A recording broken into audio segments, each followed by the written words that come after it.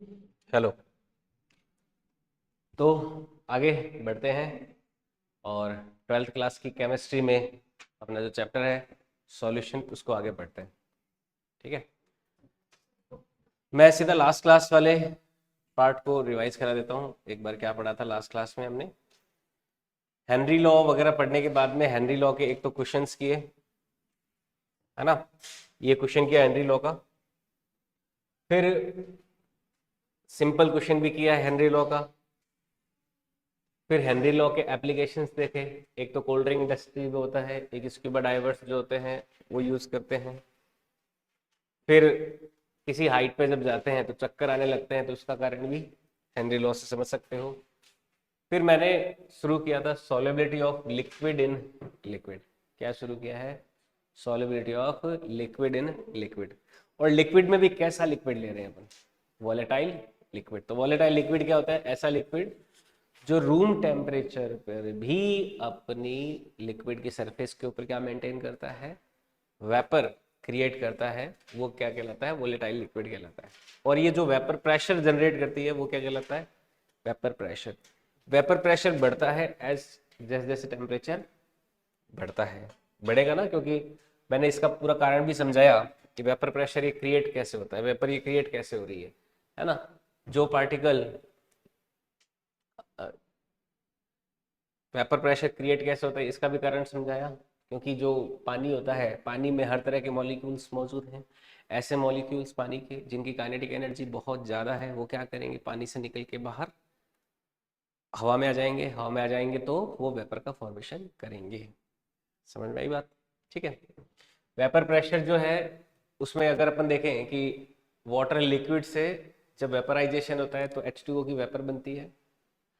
Vapour वापस condense होकर liquid बनाती है, तो इन दोनों में क्या बनता है? एक इक्विलिब्रियम आ जाता है वेपराइजेशन और कंडेंसेशन में। उस समय उस इक्विलिब्रियम पे वेपर प्रेशर को डिफाइन किया जाता है। तो यहाँ पर अपन वेपर प्रेशर देखें तो वो केपी के बराबर ही आ रहा है। ये क्या है? Pressure equilibrium constant. तो केपी के बराबर ही आ रहा है, तो वेपर प्रेशर क्या है? एक तरह से एक इक्विलिब्रियम कांस्टेंट है। और इक्विलिब्रियम कांस्टेंट जो होता है वो केवल और केवल किस पे डिपेंड करता है? टेम्परेचर पे। तो इसलिए वेपर प्रेशर भी किस पे डिपेंड करेगा? किस पे डिपेंड करेगा? टेम्परेचर पे ही डिपेंड करेगा। क्या वेपर प्रेशर लिक्विड की क्वांटिटी पे डिपेंड करेगा? क्या क्वांटिटी ऑफ लिक्विड डिपेंड करेगा? नहीं करेगा। क्यों? क्योंकि केवल और केवल ये किस पे डिपेंड करता है?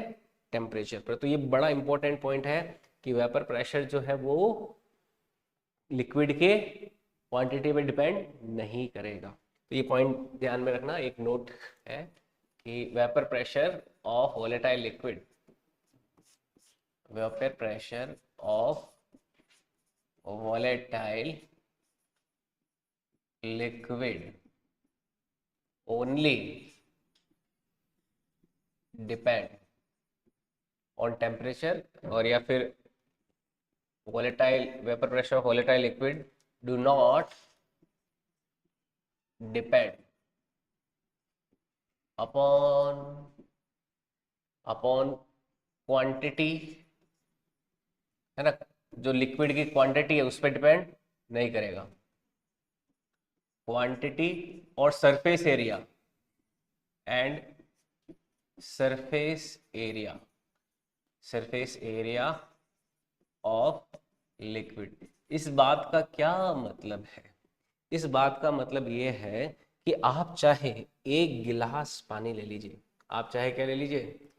एक गिलास पानी लीजिए, और उस एक गिलास पानी का, एक गिलास पानी जब वेपर क्रिएट करता है, पानी एक गिलास ले लीजिए चाहे, या फिर कोई एक समंदर पानी ले लीजिए, है ना। इन दोनों केसेस में पानी अगर सेम है, दोनों केसेस में पानी क्या है? अगर सेम है, तो इन दोनों के ऊपर जो वेपर फॉर्म होगी, इस वेपर का जो वेपर प्रेशर होगा वो क्या होगा? सेम होगा। इसके ऊपर कुछ वेपर प्रेशर होगा, और यहाँ पर भी पानी की वेपर बनेगी इस समंदर वाले पानी के ऊपर। तो दोनों केसेस में यहाँ पे भी जो वेपर प्रेशर लगेगा और यहाँ पे भी जो वेपर प्रेशर होगा, दोनों क्या होंगे? सेम। अगर दोनों का टेम्परेचर क्या है? सेम है। समझ में आई बात? तो पानी गिलास का हो चाहे, और पानी समंदर का हो, चाहे एक चम्मच पानी भी क्यों ना हो, अगर सभी का टेम्परेचर सेम है तो सभी के द्वारा लगाया जाने वाला उसकी लिक्विड की सरफेस पे वेपर प्रेशर क्या होगा, सेम होगा। समझ में आई बात? ठीक है, ये चीज ध्यान में रखनी है। ओके, नोट कर लीजिए पॉइंट। कर लिया?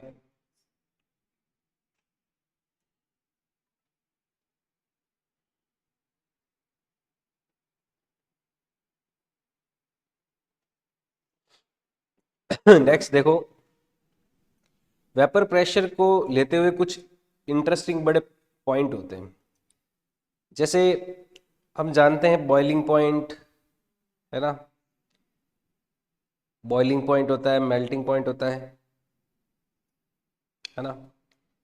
तो बॉइलिंग पॉइंट क्या होता है वाकई में, अगर देखें वेपर प्रेशर से कैसे अपन डिफाइन कर सकते हैं।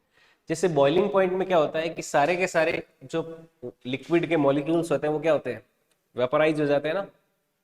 नहीं, देखो बॉइलिंग पॉइंट क्या होता है, इसको ध्यान से समझ। बॉइलिंग पॉइंट या फिर at boiling point, at boiling point, BP. बड़ा इंटरेस्टिंग केस है। जैसे कोई लिक्विड लिया कंटेनर में, ये मान लीजिए कंटेनर है ना। इस कंटेनर में कोई लिक्विड भरा हुआ है, इस कंटेनर में क्या है, लिक्विड भरा हुआ है। इस लिक्विड में हमने लगा दी आग, क्या लगा दी, आग लगा दी, नीचे फायर, हमने फायर लगा रखी है। लेट्स से हमने यहां पे लगा दी फायर। अब आग लगाने के बाद में क्या होगा, यहां से वेपर कहाँ जाएगी, बाहर एटमॉस्फेयर में जाएगी ना। ये वेपर क्या लगा रही है, ये वेपर लगा रही है इस वेपर की सरफेस पे वेपर प्रेशर लगा रही है ना। अब देखो ये वेपर जो है सरफेस पे वेपर लगा रही है, और ये वेपर एटमॉस्फेयर पे भी तो वेपर प्रेशर लगा रही है। एटमॉस्फेयर में भी क्या लगा रही है, वेपर प्रेशर लगा रही है ना। ये वेपर क्या करना चाहती है, ये वेपर तो इस लिक्विड को एक्सपेंड करना चाहती है। ये वेपर क्या करना चाहती है, इस लिक्विड को एक्सपेंड करना चाहती है। लेकिन इसको एक्सपेंशन से रोक कौन रहा है, इसको एक्सपेंशन से रोक रहा है कौन, एटमॉस्फेरिक प्रेशर। ये जो वेपर है वो तो क्या करना चाहती है, इस लिक्विड को एक्सपेंड कराना चाहती है, लेकिन उस लिक्विड को एक्सपेंड करने से रोक कौन रहा है, कि नहीं नहीं बैठे रहो, कंडेंस वापस कौन कर रहा है, एटमॉस्फेरिक प्रेशर कर रहा है।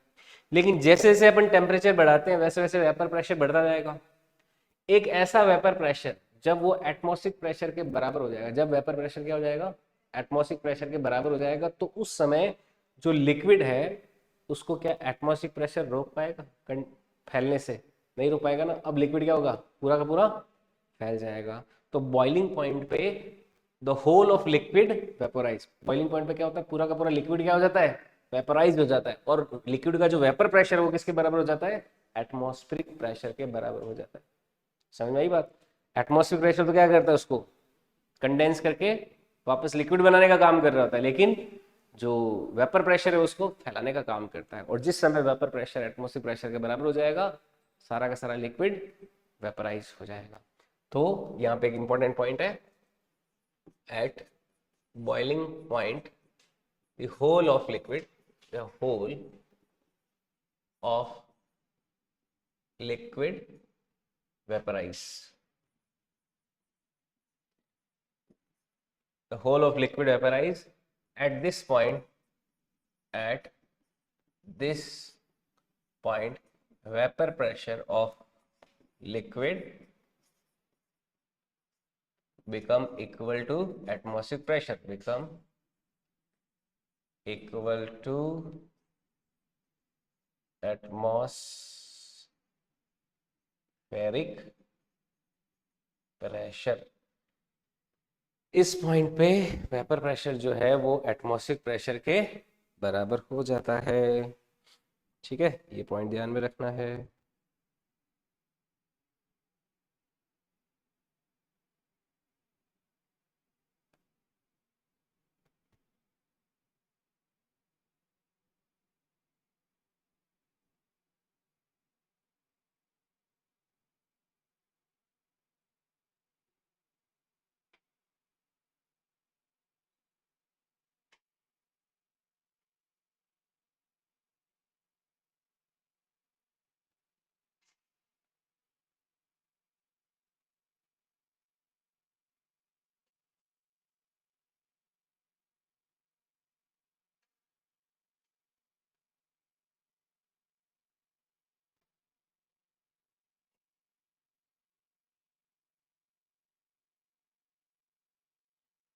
ओके। अच्छा, प्रेशर की जो जो यूनिट होती है वही यूनिट किसकी हो जाएगी? वेपर प्रेशर की यूनिट हो जाएगी, है ना। Units of unit of vapor pressure is same as pressure. Unit of vapor pressure is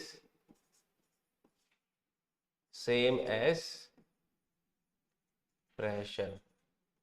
जो प्रेशर की यूनिट्स होती है वही हमारी किसकी हो जाती है? वेपर प्रेशर की यूनिट्स हो जाती है। समझ में आई बात?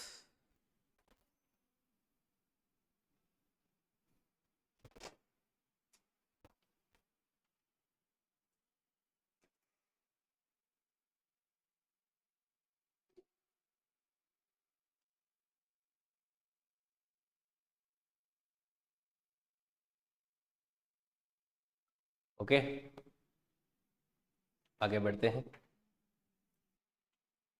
अब देखो, ये जो बात अपन ने समझी है, सीखी है, कि जो वेपर प्रेशर होता है वो केवल और केवल किसका फंक्शन है? टेम्परेचर का। इससे रिलेटेड एक देखो सवाल करते हैं, छोटा सा सवाल करें। देखो क्वेश्चन क्या है? क्वेश्चन का डेटा है कि vapour pressure of water at 80 degree centigrade is, data क्या दे रखा है देखो, 80 डिग्री सेंटीग्रेड पे पानी का जो वेपर प्रेशर है वो है 355 टॉर। देखो टॉर क्या होती है? पानी की वेपर प्रेशर की एक यूनिट है, जैसे प्रेशर की यूनिट है वेपर प्रेशर की यूनिट है। 80 डिग्री सेंटीग्रेड पे वाटर का वेपर प्रेशर कितना है? 355 टॉर है। सवाल क्या है? ए 100 ml of vessel, 100 ml of vessel, एक 100 ml का वेसल है, contained contained contained water oxygen, water oxygen, water saturated oxygen, water saturated oxygen, saturated oxygen at 80 degree centigrade have total pressure, have total pressure equal to, बहुत ही प्यारा सवाल है, equal to 760 torr, 760 torr. The contents of the vessel, the contents of vessel is pumped into 50 ml, 50 ml vessel, pumped into 50 ml vessel। अब देखो ये 100 ml से किस में पंप कर दिया है? 50 ml में पंप कर दिया है। Pumped at vessel at same temperature, at इसी टेम्परेचर पे, है ना। कौन सा? 80 डिग्री सेंटीग्रेड वाला। तो सवाल क्या है? what will be the partial evaporation in total pressure in, तो अब जो नया कंटेनर है उसमें what will be partial pressure and vapor pressure of oxygen and water, comma total pressure in new vessel, total pressure in new vessel।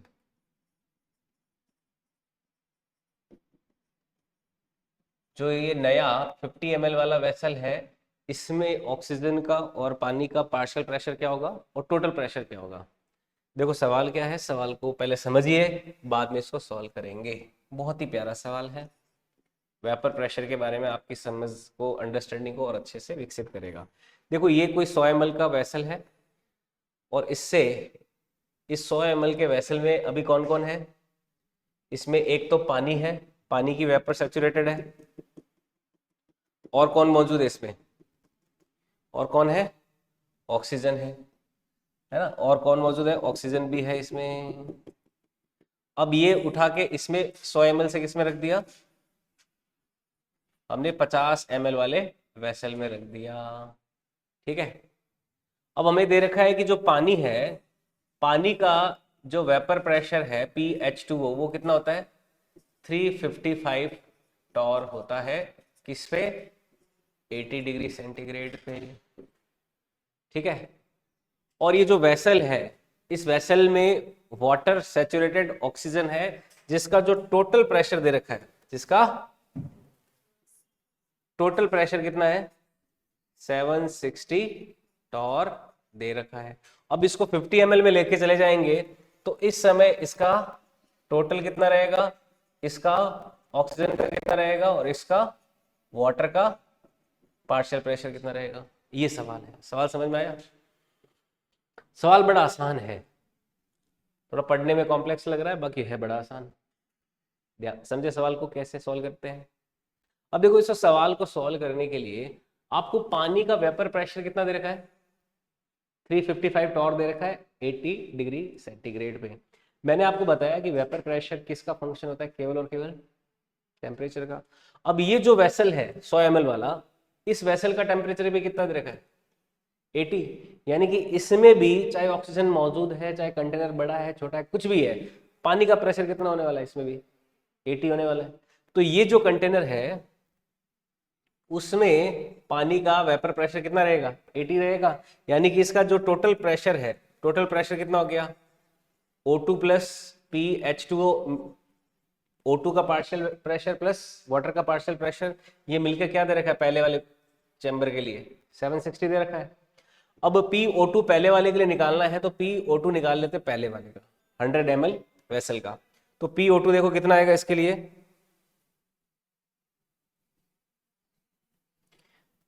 एक minute.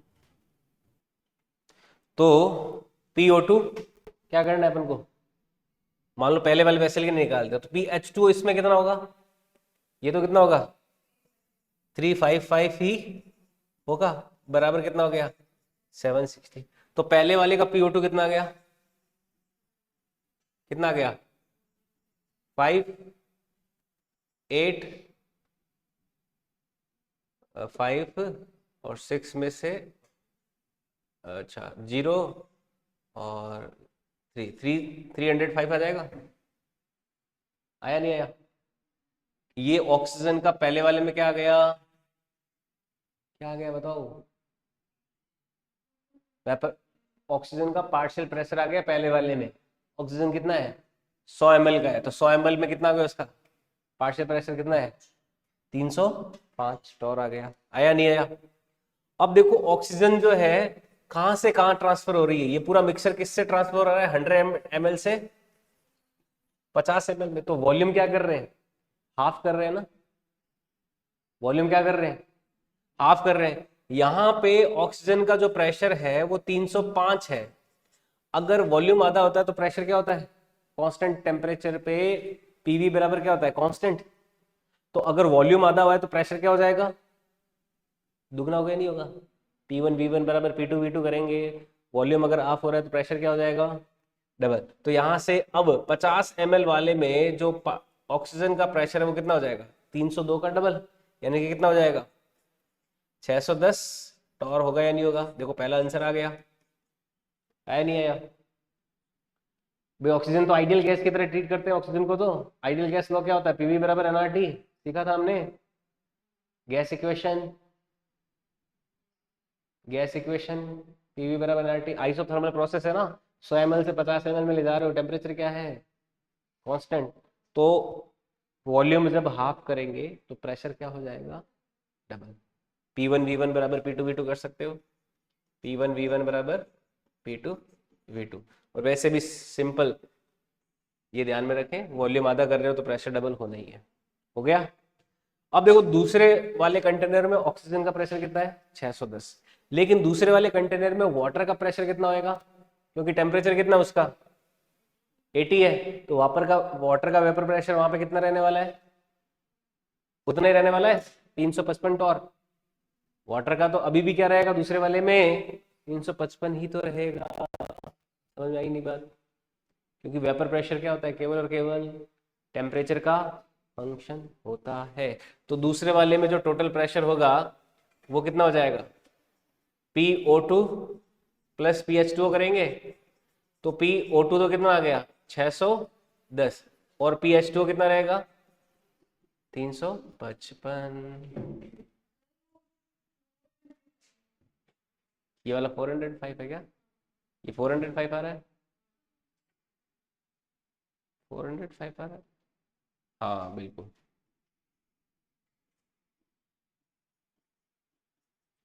ये 405,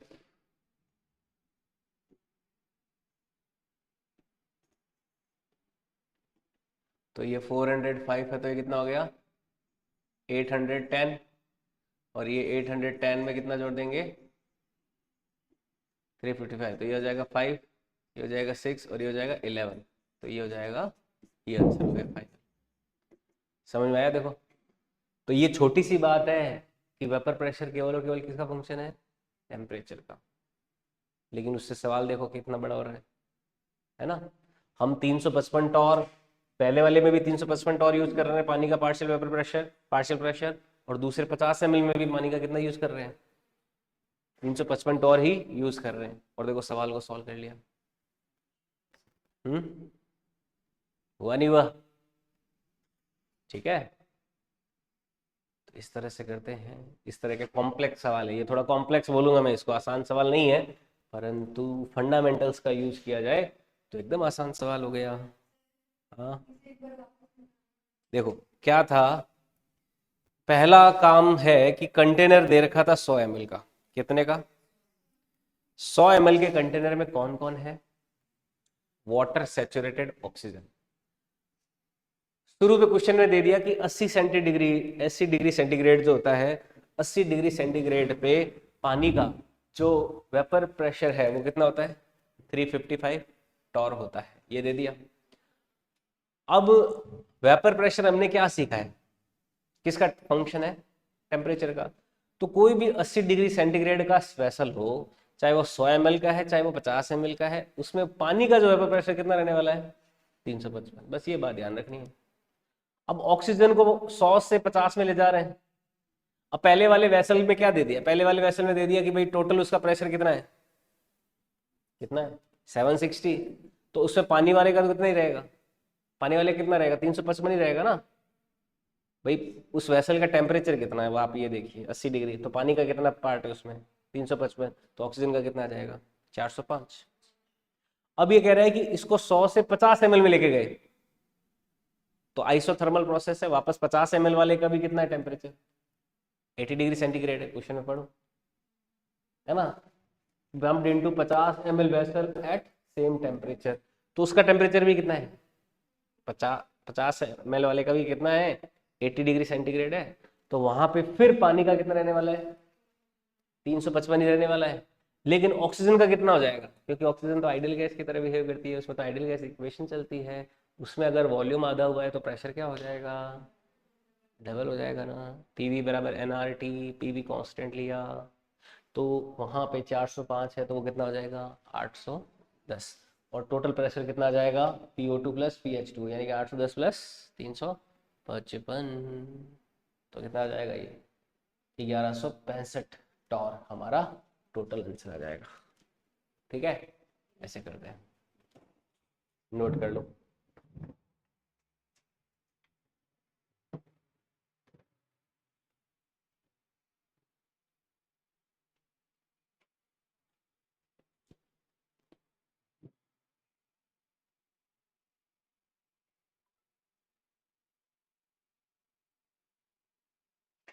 तो ये बात अब अच्छे से समझ में आई कि पानी का जो वेपर प्रेशर होता है वो केवल किसका फंक्शन होता है, टेम्परेचर का। वो शेप साइज कंटेनर का शेप कैसा है, साइज कैसा है, वॉल्यूम कैसा है, एरिया कैसा है, सरफेस एरिया कितना है, लिक्विड की क्वांटिटी कितनी है, उस पर डिपेंड नहीं करता, कुछ भी दूसरी बात पे नहीं करता।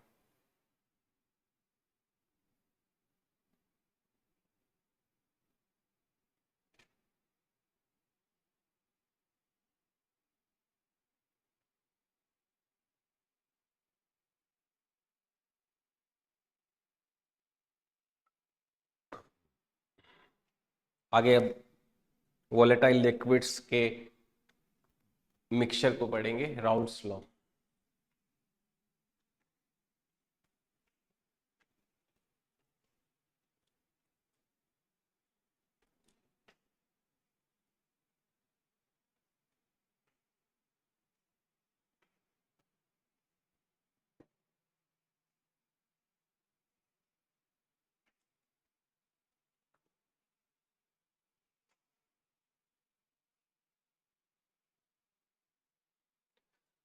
नोट किया? आगे बढ़े। अब देखो नेक्स्ट लेते हैं राउल्ट्स लॉ। राउल्ट्स लॉ देखो हेनरी लॉ के जैसा ही है, पर ये किसके लिए दिया जाता है? वोलेटाइल लिक्विड्स के मिक्सर के लिए दिया जाता है। राउल्ट्स लॉ किसके लिए देंगे? Given for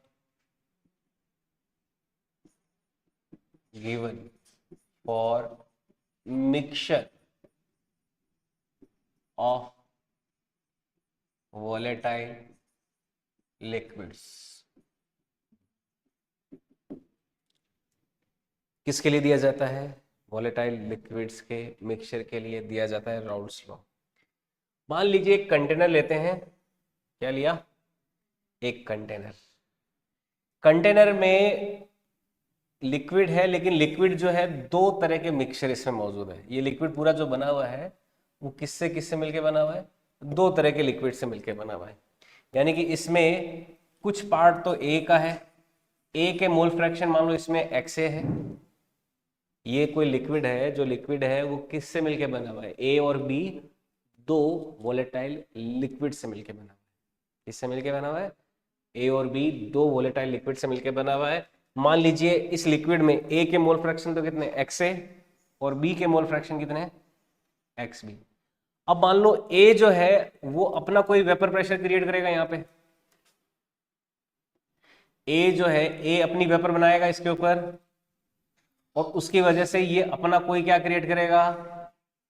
vapour pressure create करेगा। मान लो वो वेपर प्रेशर क्रिएट कर रहा है PA।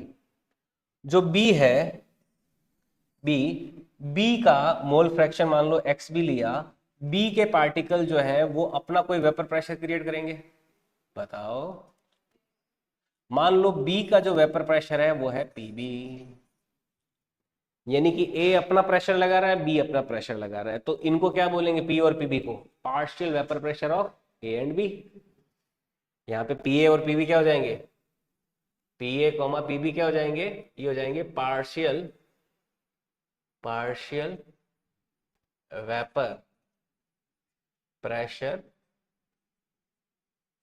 Of A comma B. ये ए और बी के क्या है? पार्शियल वेपर प्रेशर है। क्यों? क्योंकि वेपर प्रेशर जो आ रहा है वो मिक्सचर ऑफ वेपर्स की वजह से आ रहा है। किसकी वजह से आ रहा है? मिक्सचर ऑफ वेपर्स की वजह से आ रहा है। तो हम कौन सा प्रेशर काम में लेंगे? पार्शियल। टोटल नहीं काम में लेंगे। टोटल तो कब काम में लेते हैं? जब सिंगल टाइप की वेपर या सिंगल टाइप की गैस मौजूद होती तो। समझ में आई बात? अब XA और XB क्या है? यहाँ पे XA और XB क्या है? ये है हमारे mole fractions of A and B in mixture. ये है mole fractions of A and B in volatile liquid mixture। volatile liquid mixture पहले डिफाइन करना जरूरी है। PA PB क्या है, XA XB क्या है। अब देखो राउल्ट्स लॉ को समझते हैं। राउल्ट्स लॉ क्या कहता है? राउल्ट्स लॉ कहता है कि इस लिक्विड के अंदर ए और बी दोनों क्या है? वोलेटाइल लिक्विड्स हैं। यहाँ पे ये भी बात ध्यान रखना, ए और बी क्या है? A and B both are volatile liquids। volatile liquids होने का मतलब क्या है? ए और बी दोनों क्या बनाते हैं? अपनी खुद की वेपर फॉर्म करते हैं। ए और बी दोनों क्या करते हैं? अपनी खुद की वेपर का फॉर्मेशन करते हैं। ये मतलब है ए और बी का वोलेटाइल होने का। अब सवाल, अब जो राउल्ट्स लॉ है वो क्या कहता है कि ए अपनी वेपर बनाएगा, बी अपनी वेपर बनाएगा। तो ए की वजह से ए का कोई वेपर प्रेशर क्रिएट हो रहा है पीए, और बी की वजह से बी का वेपर प्रेशर क्रिएट हो रहा है बी पीबी। तो राउल्ट्स क्या कहता है कि लिक्विड के अंदर जिसके मोल फ्रैक्शन ज्यादा होंगे उसका वेपर ज्यादा बनेगा, जिसके कम होंगे उसका कम बनेगा। यानी कि जिसके मोल फ्रैक्शन ज्यादा होंगे उसका वेपर प्रेशर ज्यादा, जिसके मोल फ्रैक्शन कम होंगे उसका वेपर प्रेशर कम होगा। यानी कि जो मिक्सचर ऑफ लिक्विड्स है, वोलेटाइल लिक्विड्स के मिक्सचर के केस में उनके जो पार्शियल वेपर प्रेशर है वो उनके लिक्विड के अंदर मोल फ्रैक्शन के क्या होते हैं, प्रोपोर्शनल होते हैं। यहाँ पे रॉल्ट्स लॉ ने क्या बोला, रॉल्ट्स लॉ में बताया जाता है कि जो पीए है ये प्रोपोर्शनल तो क्या होएगा एक्सए के, और पीबी जो है ये प्रोपोर्शनल होता है एक्सबी के। समझ में आई बात? ये रॉल्ट लॉ होता है बस, है ना। तो रॉल्ट्स लॉ क्या कहता है, इसका स्टेटमेंट देखो क्या हो जाएगा, in case of mixture of volatile liquids, in case of mixture of volatile liquids, in case of mixture of volatile liquids,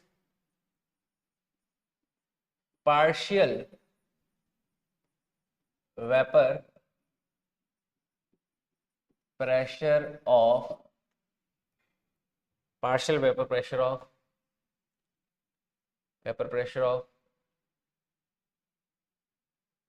या फिर partial vapor pressure is proportional to mole fraction of volatile liquid in mixture, in mole fraction in liquid of volatile mixtures, mole fraction or in liquid of volatile mixtures।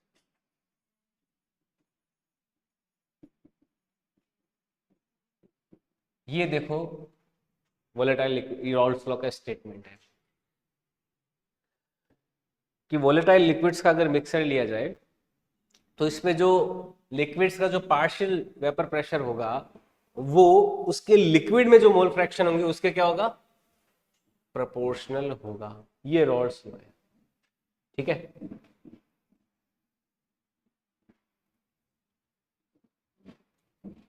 अब proportionality का sign हटता है, देखो क्या आता है, constant. तो यहां पे भी देखो कांस्टेंट आएगा। कांस्टेंट क्या आएगा, पीए को लिख सकते हैं, पीए इज इक्वल टू ये आ जाएगा पी नॉट ए एक्स ए। एक तो ये एक्सप्रेशन बनेगा पीए बराबर क्या हो जाएगा, पी नॉट ए एक्स ए। यहाँ पे प्रोपोर्शनलिटी का साइन हटेगा तो पी बी बराबर क्या हो जाएगा, कांस्टेंट को बोलेंगे P not B X B. ये दो रिलेशन बन जाएंगे, P A is equal to P not A X A और P B is equal to P not B X B.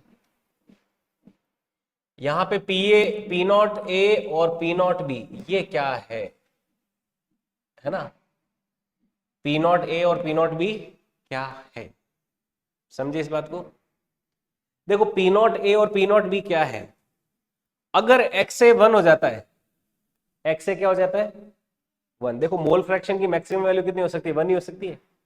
X ए 1 होने का मतलब क्या है, इस लिक्विड ऑफ मिक्सर में केवल और केवल कौन मौजूद है, ए ही मौजूद है, बी है ही नहीं।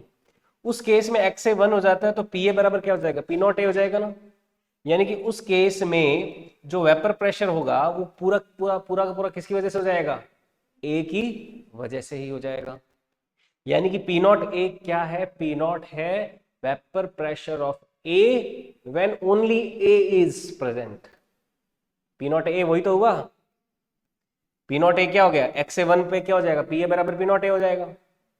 यानी कि पी नॉट ए क्या है, vapour pressure of A when only A is present. अब ओनली ए का मतलब क्या हो गया, ए ही केवल मौजूद है, तो यानी कि ए क्या है, प्योरेस्ट स्टेट में है। ए क्या है, जब ए अपने प्योरेस्ट स्टेट में मौजूद है तो उस समय जो वो वेपर प्रेशर लगाएगा वही क्या उसका पी नॉट ए है। और पी नॉट बी क्या हो जाएगा, जब बी अपनी प्योरेस्ट स्टेट में मौजूद है और उस समय वो प्रेशर जो लगाएगा वो क्या हो जाएगा, पी नॉट बी। तो पी नॉट ए और पी नॉट बी क्या है यहाँ पे, वेपर प्रेशर ऑफ ए और B in their purest state. P not A और पी नॉट बी क्या है यहाँ पे, here here P not A comma P not B are vapour pressure of A and B in their purest state। जब purest state यानी कि केवल A ही मौजूद है, उस समय A का वेपर प्रेशर जो होगा वो P नॉट A होगा, और जब केवल B ही मौजूद है उस समय B का जो वेपर प्रेशर होगा वो P नॉट B होगा। ये बात नोट कर लीजिए।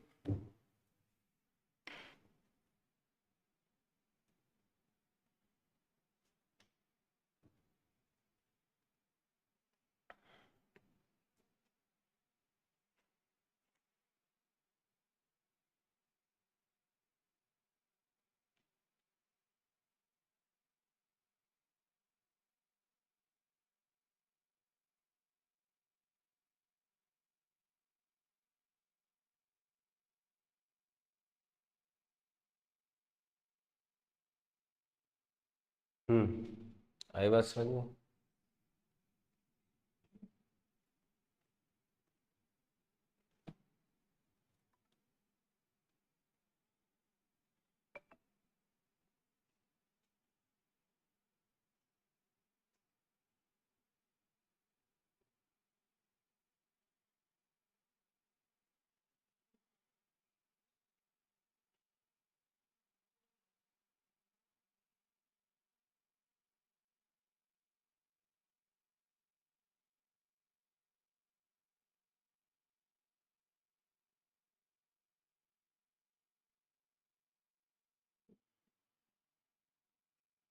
आगे बढ़े, नोट कर लिया। अब देखो पी ए बराबर P not A X A, P B बराबर हो गया P not B X B. P not A और पी नॉट बी को थोड़ा और समझना। देखो पी नॉट ए और पी नॉट बी एक्चुअल में क्या है। जैसे मान लो एक कंटेनर ले लेते और उस कंटेनर में केवल ए ही मौजूद है। कौन मौजूद है, केवल ए मौजूद है, या फिर हो सकता है केवल बी मौजूद है ना। तो अगर केवल ए ही प्रेजेंट है और अगर केवल बी ही प्रेजेंट है, तो देखो बी अपनी वेपर बनाता, केवल बी प्रेजेंट होता, तो उस समय जो वेपर प्रेशर होगा उसका क्या कहलाएगा, टी नॉट टी। समझ में आया बात।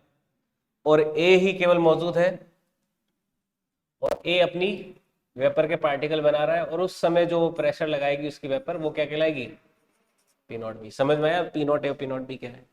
अब इनको मिक्स कर दिया, नहीं समझ में आया। प्योर केवल ए मौजूद है, ठीक है, तो पी नॉट ए। प्योर केवल बी मौजूद है तो पी नॉट बी। इनको आपस में मिक्स करने के बाद मान लो इसका कुछ पोर्शन क्या लिया अपन ने, एक्स भी लिया, और इसका कुछ पोर्शन क्या लिया, एक्स से लिया। इसको मिक्स करने के बाद जो बाद में वेपर प्रेशर आता है, पार्शियल वेपर प्रेशर होगा, वो क्या होगा, ए का तो हो जाएगा पी नॉट ए एक्स से और बी का हो जाएगा पी नॉट एक्स बी। समझ में आई बात। अब देखो नेक्स्ट आगे क्या बात है कि जब इनको मिक्स कर दिया और हमारा जो नया कंटेनर बना, उस नए कंटेनर में एक्स ए और एक्स बी दोनों मौजूद है ना। तो उसमें तो क्या है, दोनों मौजूद है, उसमें दोनों मौजूद है। उसमें ए का पार्ट तो है एक्स ए और बी का पार्ट है एक्स बी। जो ए का पार्शियल वेपर प्रेशर है वो पी ए है और बी का पार्शियल वेपर प्रेशर क्या है, पी बी। ऐसे तो तैयार हो रहा है ये। अब इस केस में मान लीजिए टोटल जो आता है, टोटल वेपर प्रेशर वो हो जाता है पीटी। टोटल वेपर प्रेशर कितना हो जाता है, पीटी। तो अपन देखते हैं टोटल वेपर प्रेशर कितना हो जाएगा। टोटल वेपर प्रेशर ऑफ, अगर मिक्सचर देखा जाए तो पीटी की वैल्यू क्या आएगी, क्या ये पी ए प्लस बी भी नहीं होगा, क्या होगा ये P A plus P B. तो पीटी बराबर हो जाएगा P A plus P B. तो पीटी को ऐसे लिख सकते हैं, PT is equal to P not a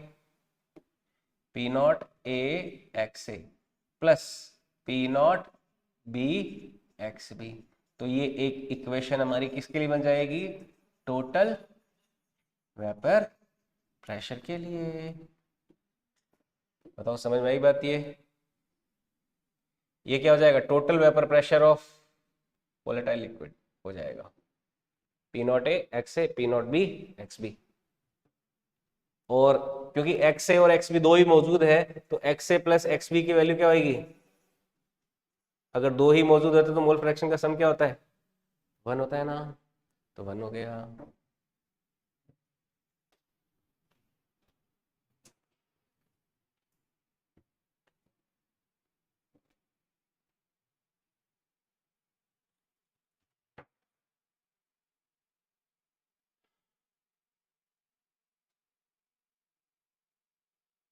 यहाँ पे एक्स ए और एक्स बी क्या है?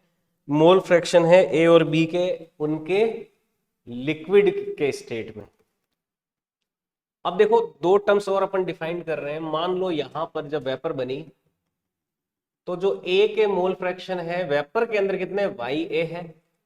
भाई जो ऊपर वेपर कलेक्ट हुई है ना, उसमें भी तो ए के मोल फ्रैक्शन कुछ अलग होंगे और बी के मोल फ्रैक्शन।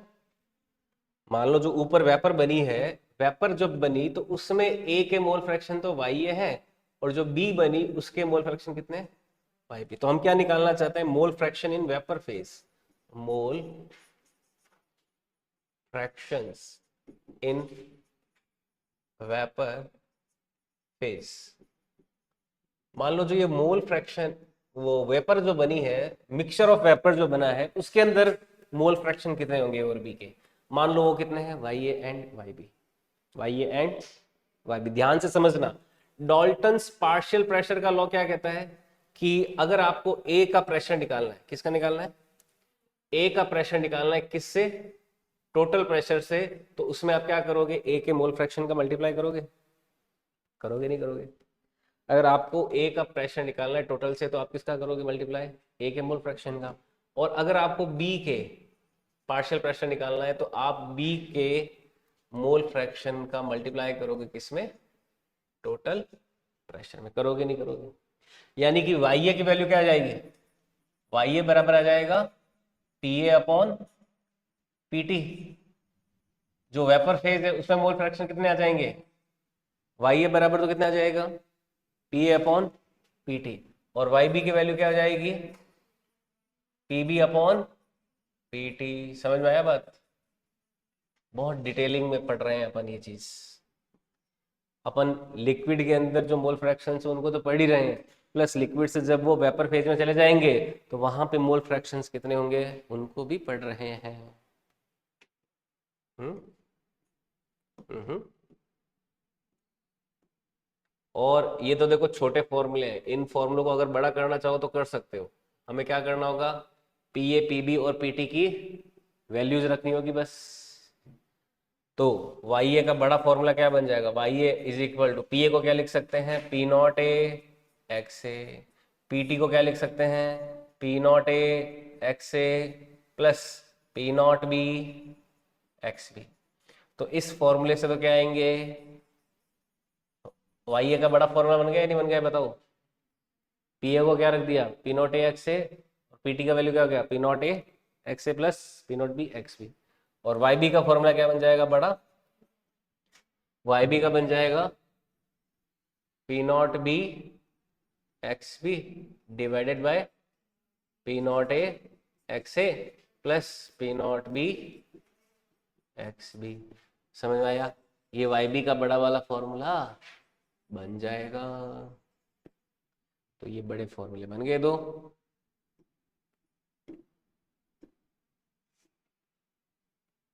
ठीक है।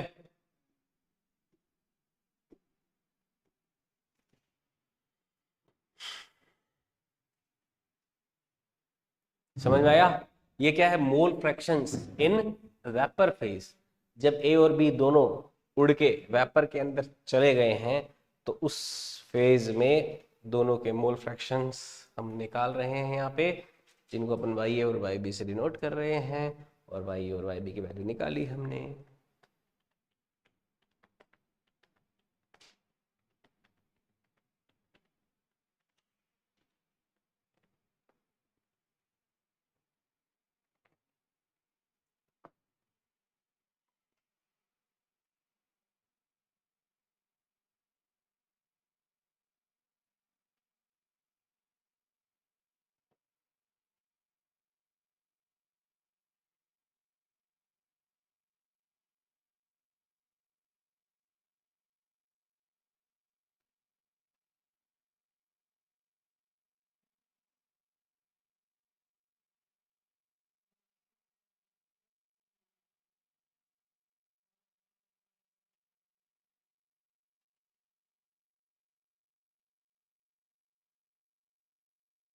आगे बढ़े।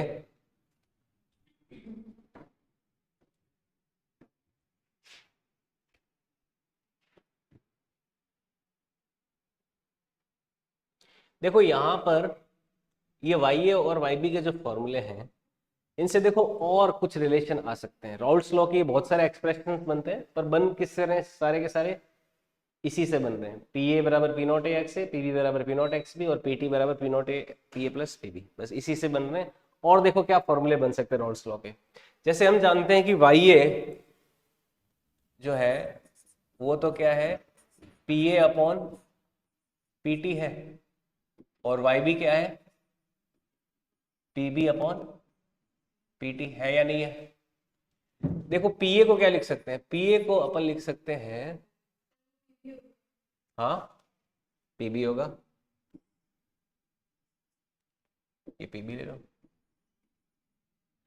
देखो जो हमारा पी ए है, पी ए को लिख सकते हैं वाई ए पी टी, लिख सकते हैं ना? इसको मल्टीप्लाई कर दिया इसके साथ, तो पी ए बराबर क्या actually, P not A x है, तो ये क्या हो जाएगा, वाई ए पी टी। यानी कि एक्स ए की वैल्यू किसके बराबर आ सकती है, Y A P T upon में पी नॉट ए के बराबर आ सकती है, नहीं सकती? अगर आपको वेपर फेज में मोल फ्रैक्शन दे रखा हो, टोटल वेपर प्रेशर दे रखा हो, तो और पी नॉट ए दे रखा हो, तो एक्स ए निकाल सकते हो। इसी तरह से in same way, in same way जो एक्स भी आएगा, एक्स भी कितना आ जाएगा, Y B P T, Y B P T upon में पी नॉट बी, ये एक्स बी की वैल्यू आ जाएगी।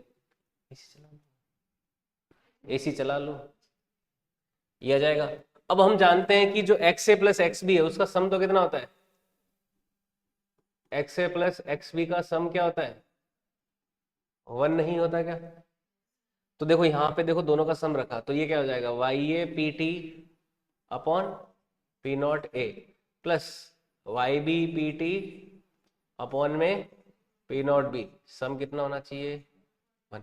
पी टी ऊपर से कॉमन लेके इधर नीचे डिवाइड कर दूं, तो यहाँ से 1 अपॉन पी टी की देखो वैल्यू क्या आ जाएगी, 1 अपॉन पी टी बराबर क्या आ जाएगा, Y A upon P not A plus Y B upon P not B. ये एक और थोड़ा सा कॉम्प्लेक्स है, पर ये भी आपको ऑप्शंस में कहीं दिख सकता है कि which formula is, which formula can be derived from Rawls law. तो ऐसा कुछ दिख जाए तो ये भी आपको कर देना है।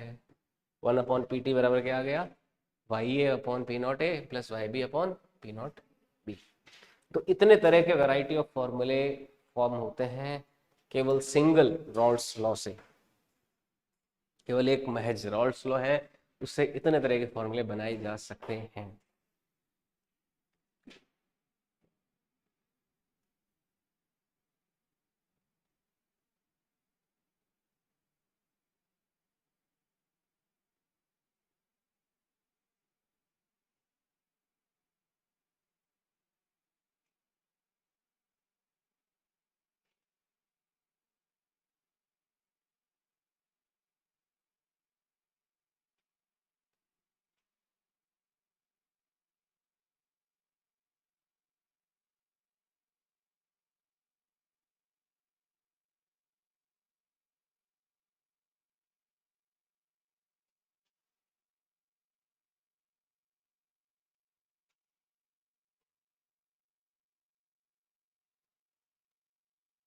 हम्म,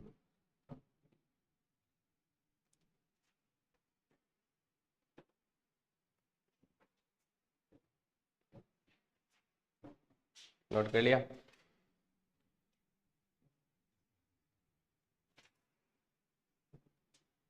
नेक्स्ट अपन देखेंगे graph in Rawls law.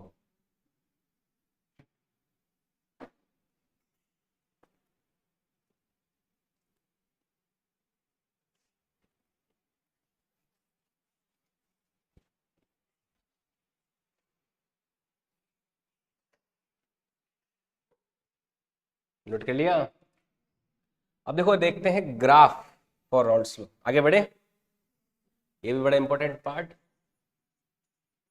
Graphs for Rawls law. देखो ग्राफ खींचने के लिए क्या करते हैं, एक छोटा सा सिंपल सा जो फॉर्मूला है, पी टी बराबर P not A X A, P T बराबर P not A X A plus P not B X B. हम इस एक्स बी को ऐसा लिख सकते हैं, 1 - एक्स ए लिख सकते हैं, नहीं लिख सकते? लिख सकते हैं ना।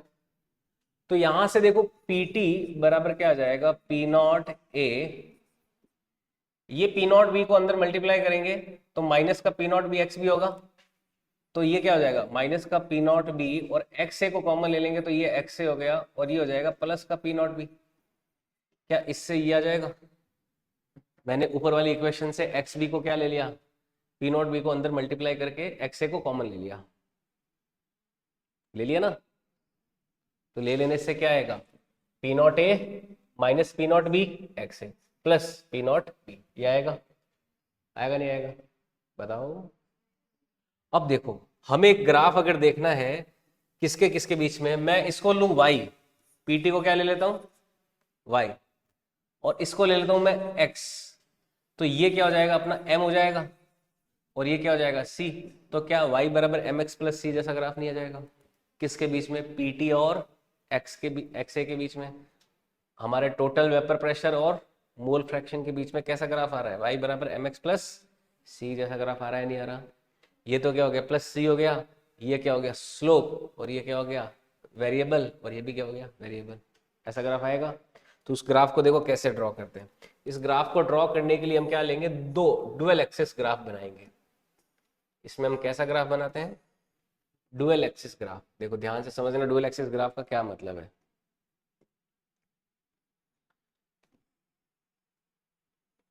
डुअल एक्सिस ग्राफ में क्या करते हैं हम,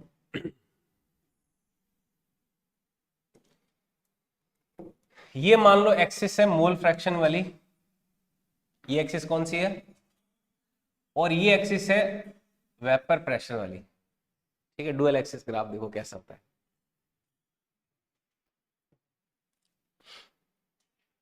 अब देखो इस एक्सिस पे हम ले रहे हैं पीए को, किसको ले रहे हैं, पीए को, और इस एक्सिस पे ले लेंगे हम किसको, पीबी को, ठीक है। जब इधर से इधर जा रहे हैं, ध्यान से समझना, इधर से इधर जा रहे हैं तो एक्स से बढ़ रहा है, कौन बढ़ रहा है, एक्स से इधर जा रहे हैं तो बढ़ रहा है, इधर पीए की एक्सिस है, ये पीबी की एक्सिस है, लेकिन इधर एक्स से बढ़ रहा है तो इधर एक्स भी क्या होगा, घटेगा। मान लो एक्स से 0 है तो एक्स भी क्या होगा 1, और एक्स से 1 है तो एक्स भी क्या होगा 0। तो इसके उल्टी डायरेक्शन में कौन बढ़ेगा, एक्स भी बढ़ेगा ना। तो एक्स भी तो इधर बढ़ेगा, एक्स से इधर बढ़ेगा, समझ आई बात। जब एक्स से 0 हो, जब एक्स से क्या होगा 0 होगा तो पीए भी क्या होगा 0, और जब एक्स से 1 होगा, जब एक्स से क्या होगा 1, तो पीए क्या होगा मैक्सिमम। जब एक्स से 0 है तब पीए तो क्या होगा 0, जब एक्स से 1 है तो उस केस में पीए किसके बराबर हो जाता, क्या पी नॉट ए के बराबर ही नहीं हो जाता, हो जाता नहीं हो जाता। तो ये दोनों लाइनें क्या मिल नहीं जाएगी आपस में, ये ग्राफ हो जाएगा, ये किसका ग्राफ हो गया, पीए एंड एक्स का ग्राफ हो गया, हुआ या नहीं हुआ। अब इसी तरह से जब x से 1 है उस समय x भी क्या होगा 0, जब x से 0 है उस समय x भी क्या होगा 1, जब x भी 0 है तो p भी क्या होगा, p भी क्या होगा 0 ना, p भी 0, लेकिन जब x भी 1 है तो p भी क्या होगा, p नॉट ए के बराबर, p नॉट b के बराबर हो जाएगा ना, यहां पे आ जाएगा ग्राफ। तो इस समय जब x भी 1 है उस समय पीबी की वैल्यू किसके बराबर हो जाएगी, पी नॉट बी के बराबर, होगी या नहीं होगी। देखो ये उल्टा ग्राफ हो गया, अब ये एक्स बी और पीबी के बीच ग्राफ है ये वाला, क्योंकि एक्स भी इधर बढ़ रहा है ना, उल्टा ग्राफ डुअल एक्सिस ग्राफ है। ये तो हो गया एक्स ए और पीए के बीच का ग्राफ जो ये आ गया, और ये ग्राफ किसके बीच का है, एक्स बी और पीबी के बीच का है। जब एक्स बी की वैल्यू 1 होगी उस समय पीबी कितना हो जाएगा, पी नॉट बी के बराबर। जब एक्स ए की वैल्यू 1 होगी उस समय पी ए कितना हो जाएगा, पी नॉट ए के बराबर। समझ रहे हो बात को? ये किसके ग्राफ आ गए, हमारे इंडिविजुअल ग्राफ आ गए पी ए और पी बी के। आया नहीं आया बताओ? अब पीटी का ग्राफ लेना, किसका? पीटी क्या होता है, P A plus PB. PT क्या होगा, पी ए प्लस पीबी। तो पीटी निकालना है तो किसी भी समय पे पीटी की वैल्यू क्या आएगी, उस समय जो हमारा पीए है उस पीए में पीबी को ऐड कर दोगे। भाई किसी भी समय हमारा ये वैल्यू किसको इंडिकेट करेगा, यहां से यहां तक का, ये तो इंडिकेट करेगा पीए को, और ये किसको इंडिकेट करेगा, पीबी को। तो पीटी की वैल्यू क्या आएगी, जब इस वैल्यू में इस वैल्यू को ऐड कर देंगे। बताओ, तो पीटी का वैल्यू जो है यहां पे कहीं पे आएगा, है ना? समझ में आ रही बात? अब और सोचो, पीटी का ग्राफ खींच रहे हैं, अभी देखो ये किसका है, पीबी का, ये क्या ग्राफ किसका है, पीए का। अब पीटी का ग्राफ खींच रहे हैं तो पीटी का ग्राफ किसके बराबर का, पीए प्लस पीबी। इस पीबी पीए को इधर ले आए तो यहां पे कहीं पे पीटी का पॉइंट आ रहा है। जब आपका एक्स ए मौजूद नहीं है, एक्स ए नहीं है, उस समय केवल एक्स बी ही, क्या एक्स बी ही मौजूद है, वो एक्स बी क्या करेगा, पीटी बनाएगा नहीं। पीटी क्या होता है, पीए प्लस पीबी। जब पीए है ही नहीं तो पीटी किसके बराबर होगा, पीबी के बराबर होगा, और उस समय पीबी कितना है, पी नॉट बी। यानी कि पीटी का ये पॉइंट भी है, और जिस समय केवल ए मौजूद है बी नहीं है तो हमारा पीटी किसके बराबर होगा, क्या पी नॉट ए के बराबर नहीं होगा? तो ये पॉइंट भी है, यानी कि ये पॉइंट, ये पॉइंट, ये पॉइंट, इन तीनों को मिला दें फिर। तो इन तीनों को मिलाएंगे तो ये जो लाइन है, ये लाइन किसको इंडिकेट करेगी, ये किसका ग्राफ इंडिकेट करेगी, क्या पीटी का ग्राफ इंडिकेट नहीं करेगी? समझ आई बात? ये ग्राफ हो गया हमारा पीटी का ग्राफ। ये है पीटी, जो कि हो गया P not A plus P A plus PB. ये है पी ए प्लस पीबी। अब देखो पीटी का ग्राफ एक्स ए के साथ क्या था, वाई बराबर एम एक्स प्लस सी, यानी कि इंटरसेक्शन पॉजिटिव, स्लोप भी है और इंटरसेक्शन भी है। स्लोप भी है और क्या है, इंटरसेक्शन भी है या नहीं है? ये तो हो गया इंटरसेक्शन। इंटरसेक्शन क्या था, पी नॉट बी। क्या इंटरसेक्शन पी नॉट बी नहीं है? और क्या स्लोप भी नहीं है ना? तो इंटरसेक्शन और स्लोप दोनों तरह का है यहाँ पर। तो ये पीटी का ग्राफ हो गया। ये किसका ग्राफ है, पीए का। ये तो हो गया पीए, जो कि क्या होता है, पी नॉट ए एक्स ए। ये ग्राफ किसका हो गया, पीबी का, जो कि क्या होता है, P not B X B. ये ग्राफ किसका हो गया, पीटी का, पी ए प्लस पीबी। ये डुअल एक्सिस ग्राफ है जिसमें तीनों ग्राफ को एक ही जगह पे हमने क्या कर दिया, सम्मिलित कर दिया। बड़ा इंपॉर्टेंट ग्राफ है रॉल्स लॉ के लिए।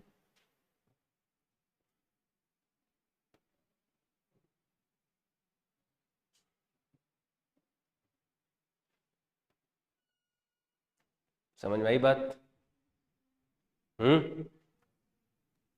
ठीक है।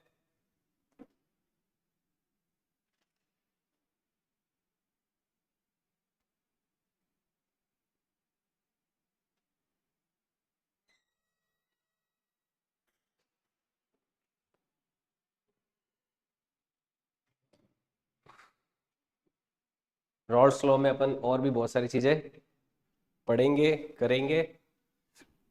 रॉल्स लॉ के क्वेश्चंस बड़े मजेदार क्वेश्चंस होते हैं, बहुत जबरदस्त एप्लीकेशन है रॉल्स लॉ के, वो सारे अपन सीखेंगे।